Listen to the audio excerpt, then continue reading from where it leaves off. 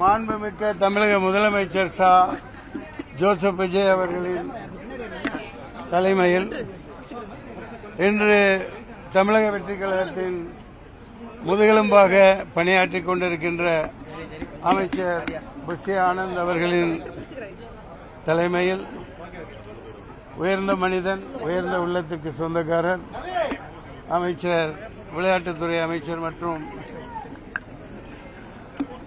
நெடுஞ்சாலைத்துறை அமைச்சர் ஆதவ் அர்ஜுனா அவர்களின் முன்னிலையில், உணவுத்துறை அமைச்சர் வெங்கட்ராமன் அவர்கள் முன்னிலையில்,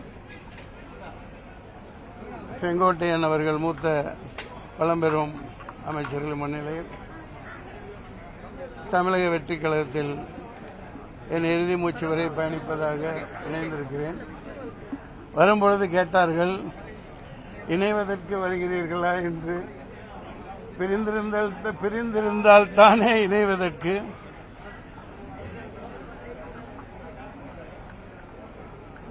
முதலமைச்சர் அவர்கள் தமிழக வெற்றிக் கழகம் ஆரம்பிப்பதற்கு முன்பே லியோ வெற்றி விழாவில் ஜவஹர்லால் நேரு ஆடிட்டோரியத்தில் தி ஒன்லி ஒன் ஆல்டர்னேட்டிவ் தமிழகத்தின் நாளைய தீர்ப்பு என்று பிரகடனப்படுத்தியிருந்தேன். சந்திக்க இயலவில்லை. ஓரிரு நாளில் முதல்வரை சந்திப்பேன். அதிகம் பேச விரும்பவில்லை. பொதுச் செயலாளர் மிகவும் சிறப்பாக உரையாற்றினார்கள், தாங்கள் கேட்டிருப்பீர்கள். எனவே நாளைய தமிழகம், இன்றைய தமிழகம் எப்போதும்